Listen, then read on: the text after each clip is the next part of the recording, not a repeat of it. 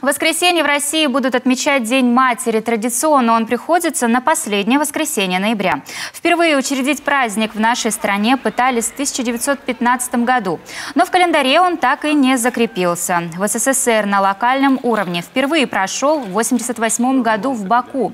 Но 10 годами позже День матери все же был установлен как официальный праздник в целях укрепить семейные традиции и напомнить о важности роли матери в жизни каждого человека. В Уктыле к этой дате местная музыкальная школа подготовила сюрприз. Это 3 музыкальных клипа на классические произведения. Воспитанницы под чутким руководством преподавателя Анастасии Шульц исполнили кантабели Фредерика Шопена, джаз-вальс и ноктюрн Юрия Весняка.